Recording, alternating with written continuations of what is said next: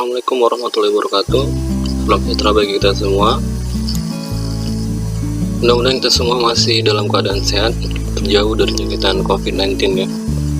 Nah, untuk kelas 11 mata pelajaran administrasi sistem jaringan ini sangat penting, dan harapan saya kalian harus mengikuti pelajaran ini karena kita tidak memungkinkan untuk tatap muka di sekolah. Oke, baik. Di sini ada mata pelajaran administrasi sistem jaringan. Nah, pengertian administrasi sistem jaringan itu ialah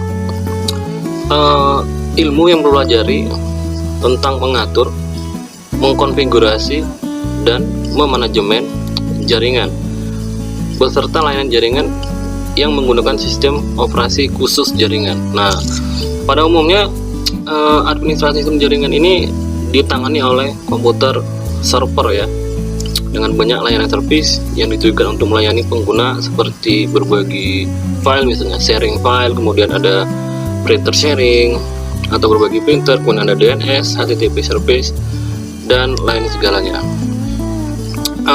Kemudian tugas-tugas dari administrasi sistem jaringan ini apa sih gitu?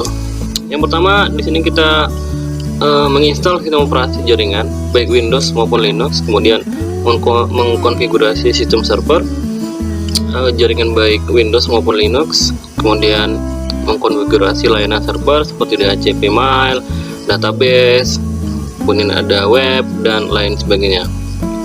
Selanjutnya, menganalisa dan memperbaiki sistem jaringan, mengkonfigurasi firewall, dan keamanan sistem jaringan. Bidang pekerjaan untuk administrasi sistem jaringan ini sendiri, yang pertama itu bisa jadi teknisi jaringan komputer di perusahaan, kemudian technical support perusahaan telekomunikasi, ada lagi admin jaringan komputer pabrik, kemudian IT support, pengusaha jasa perbaikan komputer, dan jaringan. Nah, selanjutnya di sini ada indikator pencapaian kompetensi ya, ada kunci dasar. Yang pertama, menjelaskan sistem operasi jaringan, kemudian menentukan spesifikasi hardware server yang dibutuhkan. Lanjut. Nah, ini ada sistem operasi jaringan ataupun network operating system. Ini tadi sudah saya jelaskan, sebuah jenis sistem operasi yang ditujukan untuk menangani sebuah jaringan.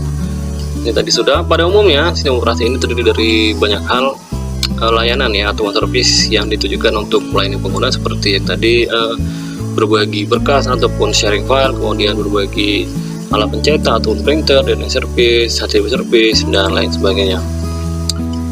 Karakteristik sistem operasi jaringan yang pertama yaitu pusat kendali sumber daya jaringan, aksaman ke sebuah jaringan, mengizinkan remote user terkoneksi ke jaringan, mengizinkan user terkoneksi ke jaringan lain, misalnya internet, dengan backup data atau restore, dan memastikan data tersebut tersedia.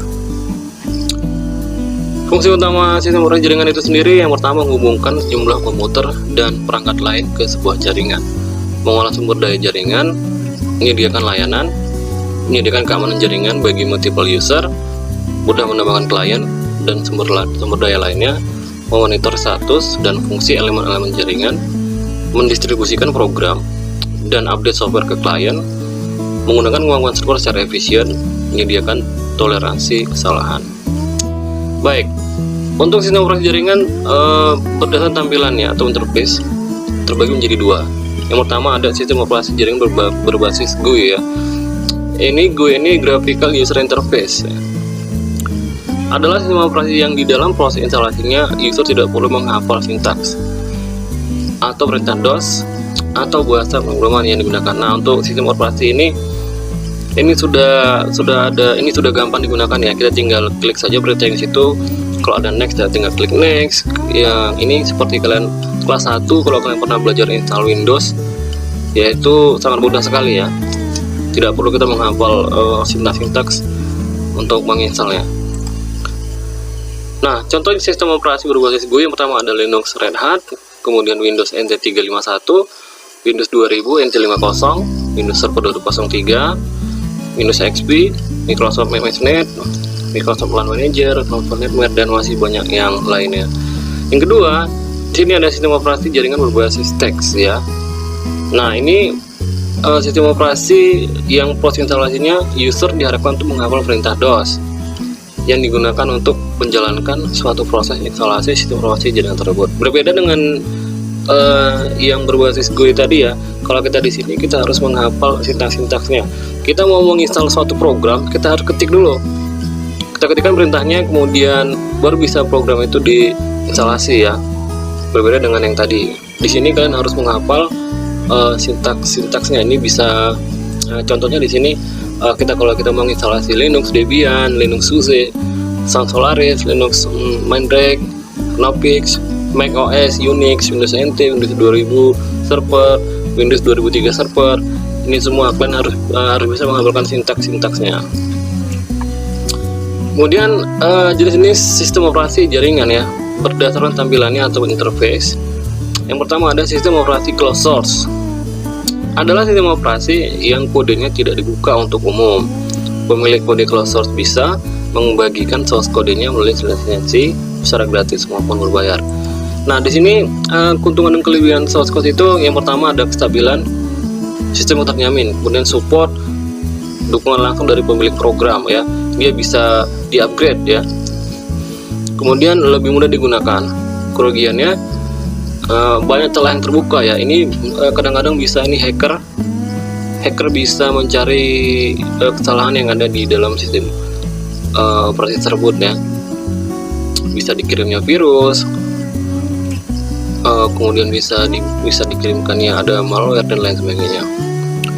Kemudian adanya lisensi yang mengharuskan pengguna menyediakan dana. Nah, ini sudah pasti kita harus beli untuk menggunakan software tersebut. Pengembangan terbatas, developan antivirus, harga lisensi mahal. Nah, contoh sistem operasi yang menggunakan lisensi closed source ini adalah Microsoft Windows ya. Pertama ada MS-DOS, Windows 95, Windows 98, Windows ME, Windows NT, kemudian ada Windows XP, Windows Server 2003, Windows Vista, Windows Server 2008, Windows 8, Windows 7. Sekarang mungkin ada Windows 10. Selanjutnya ada sistem operasi open source. Nah, ini adalah perangkat lunak atau software yang dimana kode programnya bersifat terbuka dan disediakan oleh pengembangnya secara umum agar bisa dipelajari, diubah maupun dikembangkan lebih lanjut serta disebarluaskan dan bahkan boleh memperbaiki bug atau kesalahan pada program tersebut. Nah, kalau yang seperti ini, contoh ada software yang open source, kita bisa mengotak-atik program tersebut ya. Kita bisa ubahnya, kemudian kita bisa mengkoreksi program tersebut, itu bisa. Nah, keuntungan dan kelebihannya open source ini yang pertama adalah legal, menyelamatkan devisa negara, keamanan sistem, hemat biaya, dukungan dari pengembang lebih besar, bebas untuk mengubah dan memodifikasi, lebih aman, kesalahan bug atau error lebih cepat ditemukan dan diperbaiki, lisensi gratis, bebas dari malware, tidak mengulangi development. Kerugiannya ataupun kelemahan dari open source ini yang pertama tidak ada garansi dari pengembang. Open source digunakan secara sharing, kurang SDM yang memanfaatkan open source, tidak adanya perlindungan hak atas kekayaan intelektual atau haki ya. Kesulitan mengetahui situs project, user interface rumit bagi pengguna yang awam. Contoh sistem operasi open source ini yang pertama ada Linux Debian, Linux SUSE, Linux BSD, FreeBSD, Linux Mandrake, Sun Solaris, kemudian ada Windows NT. Selanjutnya prinsip kerja sistem operasi. Ini merupakan program yang berisi perintah-perintah ataupun komen yang bertujuan untuk menjembatani antara pengertian komputer dengan manusia, sehingga komputer dapat bekerja sesuai dengan keinginan. Yang pertama, cara kerja sistem operasi ketika komputer dihidupkan ataupun pertama kali kita power on, maka komputer tersebut akan memanggil sistem operasi dari hard disk melalui RAM.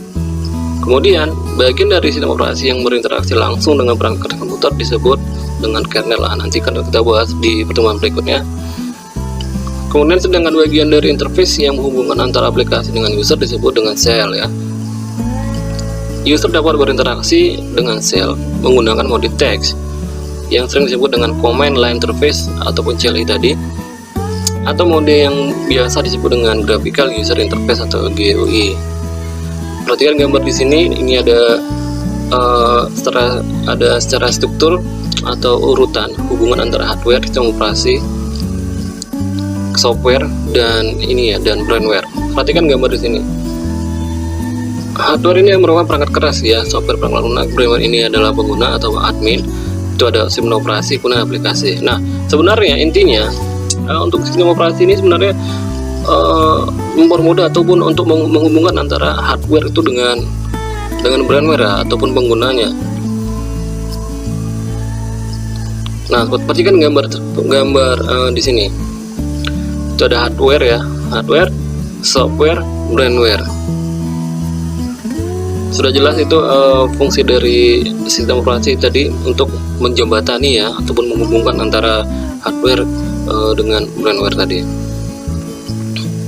Sistem operasi jaringan atau sistem operasi komputer yang dipakai sebagai server dalam jaringan komputer hampir mirip dengan sistem operasi komputer standalone. Bedanya itu hanya pada sistem operasi jaringan, salah satu komputer harus bertindak sebagai server bagi komputer lainnya. Sistem operasi dan jaringan di samping berfungsi untuk mengolah sumber daya diri sendiri, juga untuk mengolah sumber daya komputer lain yang terhubung dalam suatu jaringan. Oke, baik, untuk yang pertemuan kali ini saya rasa cukup ya. Nanti kita bahas lebih lanjut di pertemuan berikutnya. Mudah-mudahan ini bisa bermanfaat. Lebih dan kurangnya saya mohon maaf. Saya Giri. Assalamualaikum warahmatullahi wabarakatuh.